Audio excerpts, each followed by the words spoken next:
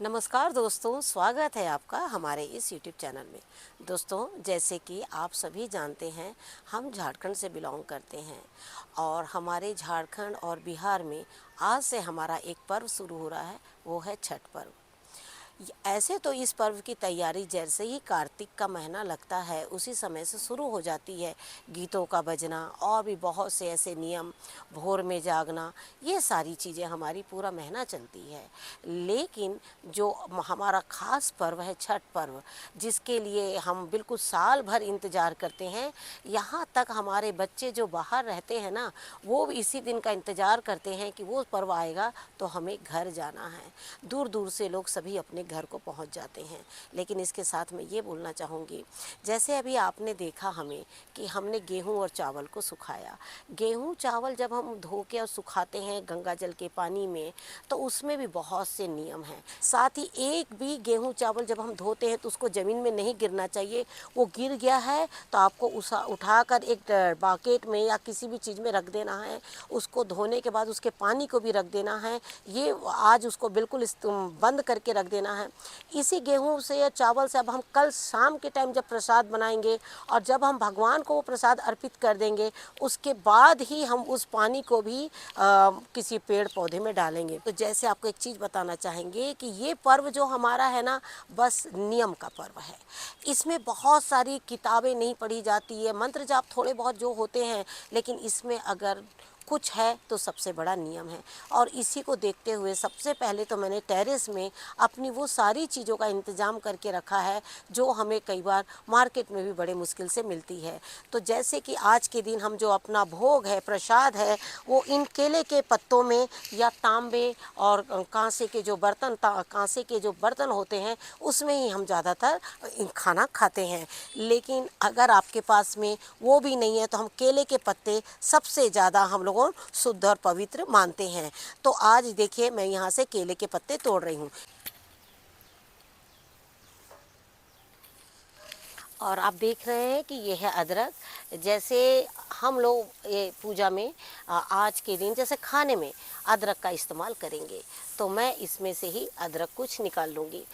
अदरक थोड़ा मुश्किल हो रहा है निकलना, लेकिन मैं ट्राई करती हूँ मुझे कहीं से एक आध अदरक मिल जाए, क्योंकि अदरक आज मुझे बहुत ज़्यादा ज़रूरी है। ये देखिए इस तरीके से अदरक है और भी अदरक है इसमें, काफ़ी नीचे नीचे यहाँ जमी हुई है। बस इस तरह से ये देखिए अदरक हो गई।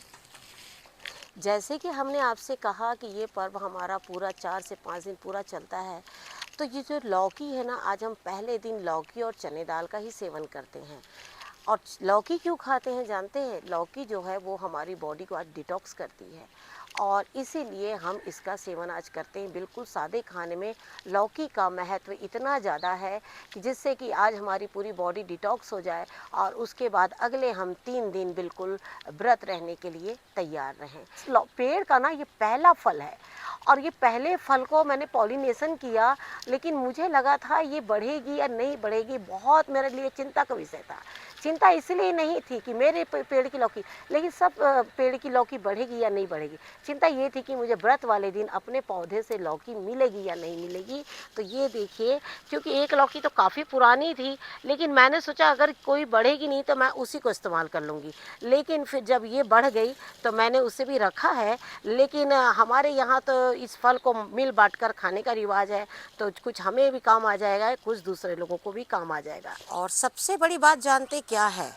पर्व तो है ही है, लेकिन मैं इसी पर्व और इसी लौकी के माध्यम से आप लोग के साथ में जुड़ी थी आज से ठीक 2 साल।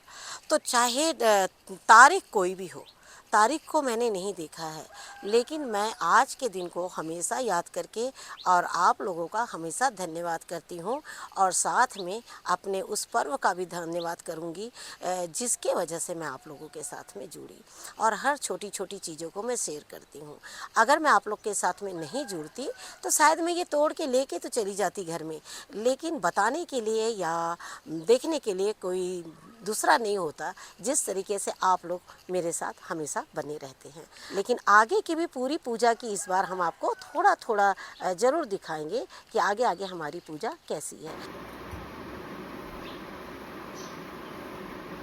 यस।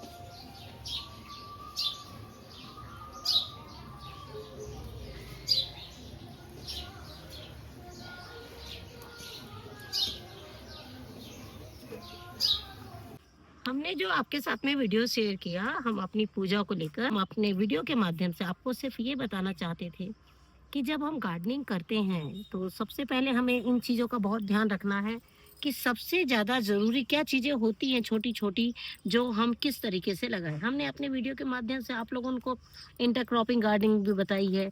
अब ये देखिए, अमरूद के पेड़ में हमने एक पान की देखिए डाल लगा दी।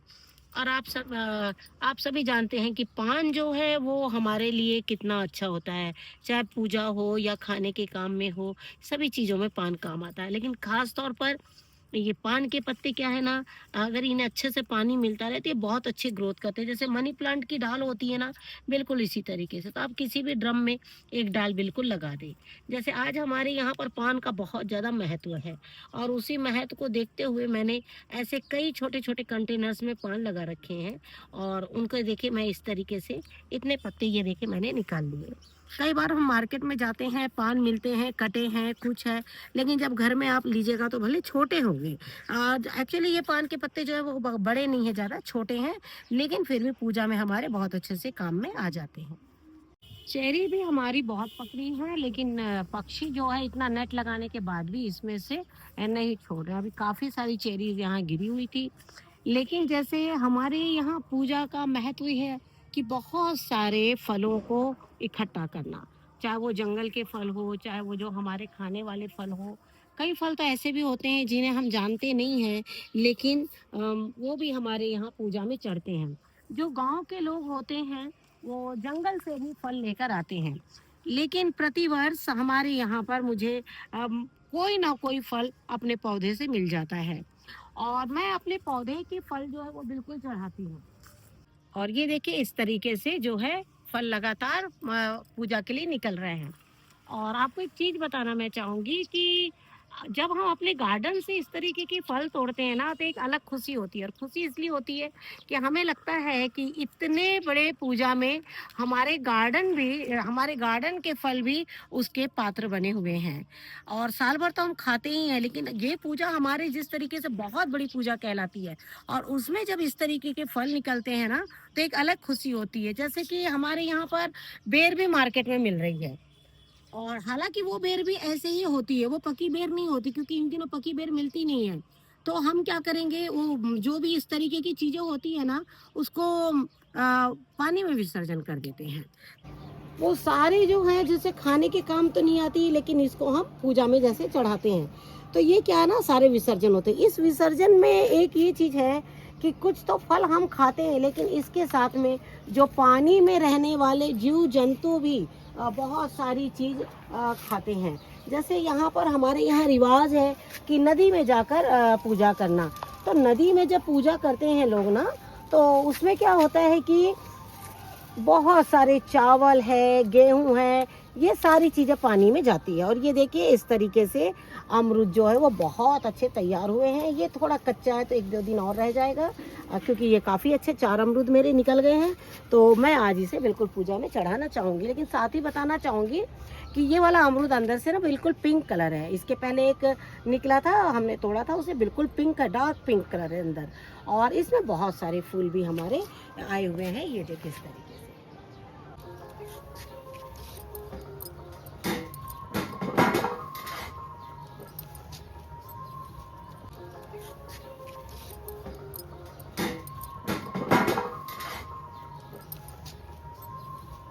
अगली चीज़ हमारी ये बोड़ो बरबट्टी, जो पूजा में बिल्कुल चढ़ाई जाती है।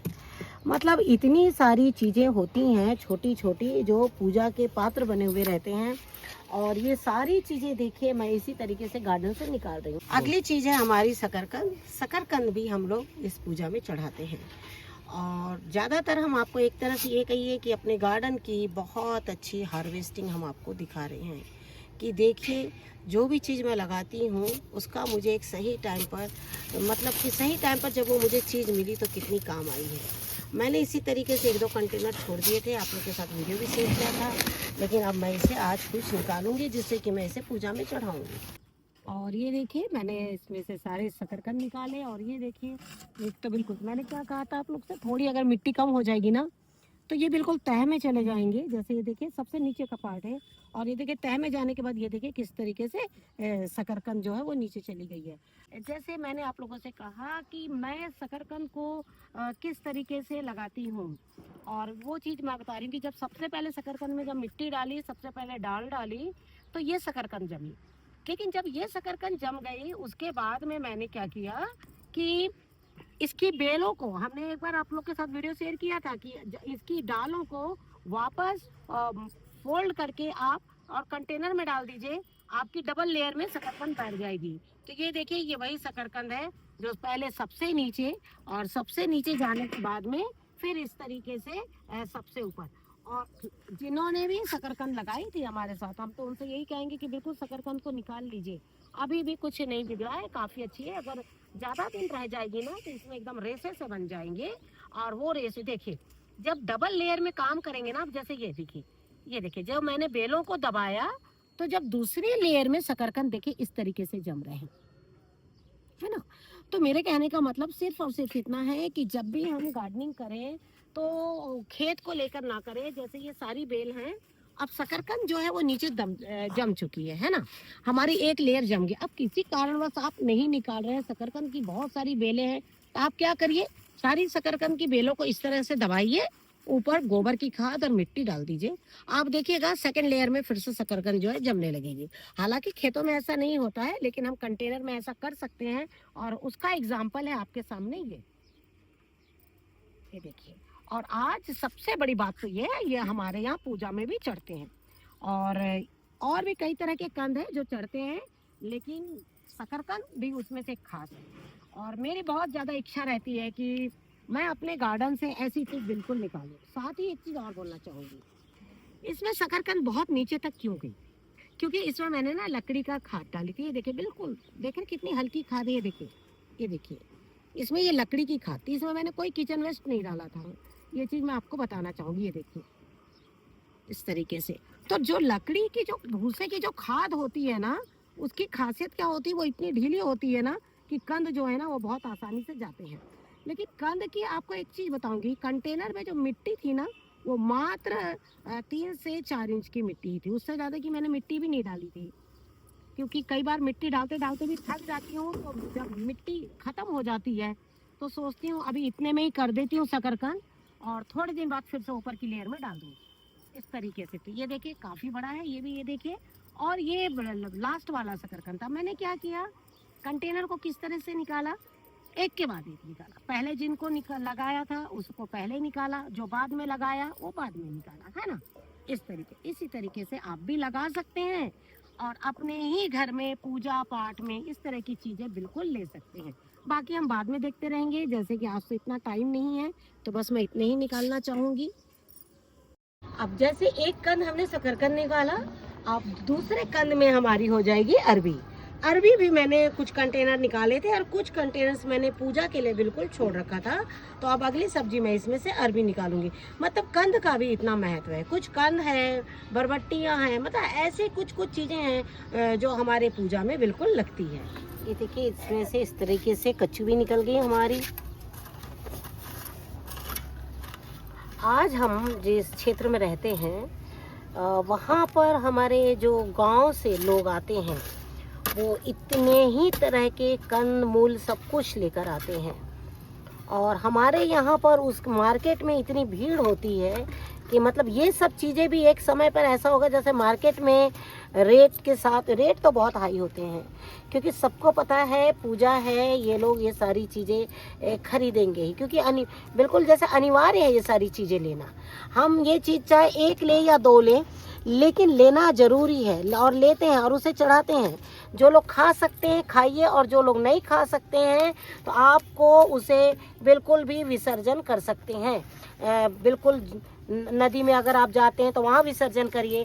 जैसे हम लोग तो टेरेस पर ही कर लेते हैं पूजा, तो जब टेरेस में पूजा करते हैं ना तो हम लोग क्या करते हैं ये सारी चीज़ें जमा करके या तो अपने गार्डन में वापस डाल देते हैं। मैं ज़्यादातर पहले पानी में डाल देती हूँ टेरेस में ही, और पानी में डालने के बाद मैं इसे फिर से एक बार इसे मैं अपने ही पौधों में डाल देती हूँ।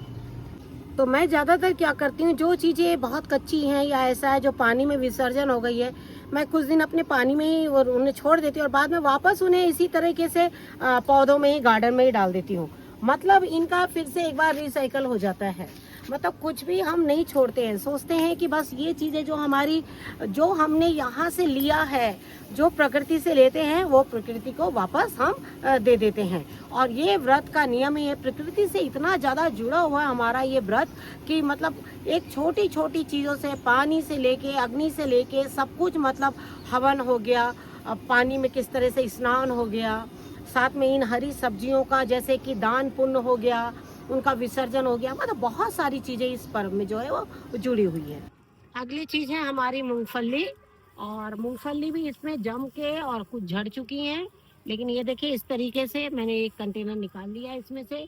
अब बाकी जो इसमें झड़ी है और अब तो ये धीरे धीरे निकलते रहेगी, लेकिन बस आज इतनी ही काम आ जाएगी, पूजा के लिए काफ़ी है इतनी। लेकिन अगली सबसे बड़ी चीज़ वो है हमारी हल्दी। ये देखिए ये है हल्दी, और मैं सोच रही हूँ हल्दी के हालांकि मैंने बहुत सारे कंटेनर लगाए। हल्दी देखिए पूरी अच्छी तरीके से जम चुकी है, ये देखिए।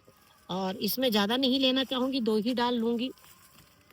काली हल्दी पीली हल्दी मैंने दोनों लगाई है, और ये देखिए हल्दी भी बहुत अच्छी से निकल गई। बस ये सब चीज़ें जब निकलती है ना टेरेस से तो मुझे क्या आपको भी देखने से लग रहा होगा कि हाँ ये बहुत सही चीज़ है जो हमारे पूजा की भी काम आ गई और साथ में हमारे आगे भी काम में आती रहती है। और अगली चीज़ है बिल्कुल अदरक, थोड़े से ले लेती हूँ। और जब ये इनमें से बड़ी गांठ नहीं निकलती है तो थोड़ा दुख होता है, लेकिन आज जो चीज़ ज़रूरी है इनकी हरी डालों के साथ में इनको बिल्कुल चढ़ाना। तो अदरक तो रहेगी नीचे लग रहा है क्योंकि आप देख रहे हैं कि मिट्टी बिल्कुल सूखी हुई है, और इसको निकालने के लिए मुझे हल्का गीला करना था, लेकिन गीला करने का लिए इतना टाइम नहीं मिला मुझे। ये देखिए काफ़ी अच्छी अदरक नज़र आ रही होगी आपको, ये देखिए इस तरीके से। तो अभी ये तो अदरक जमना शुरू हुई है, जल्द ही इसमें वीडियो शेयर करेंगे आपको कि आपको किस तरीके से खाद डालना है, कि अभी बिल्कुल राइट टाइम आ गया इसमें खाद डालने का।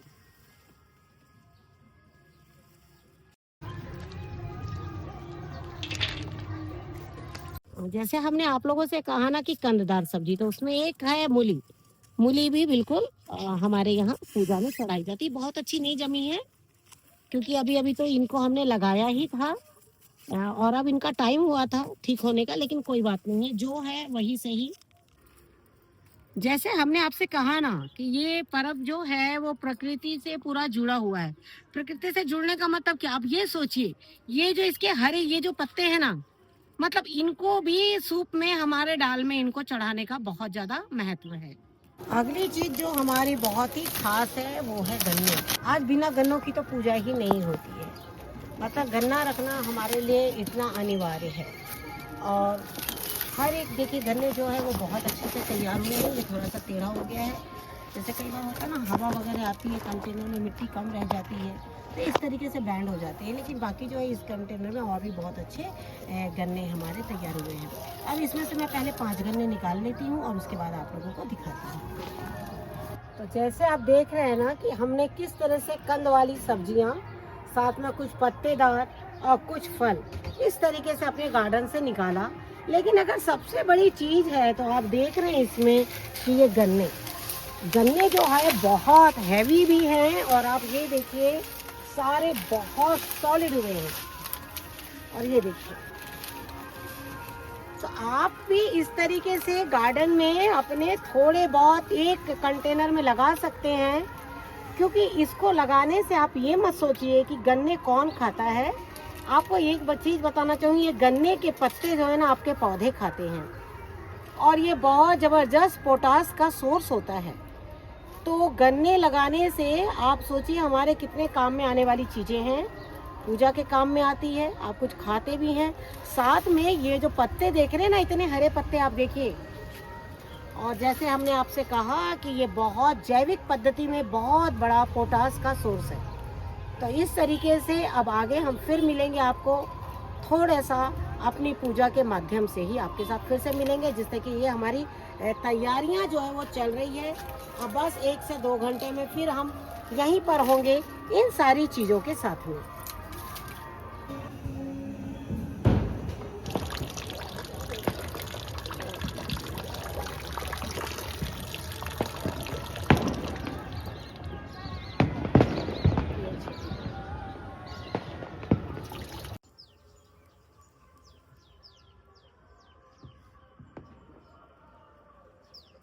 और जैसे आपने देखा कि आज हमारी चौथे दिन की भी इस तरह से दिया को पानी में छोड़कर और अपने पूजा का समापन करते हैं। जय शक्ति, जय भवानी, जय माता, जय छठी माई, जय कृष्ण।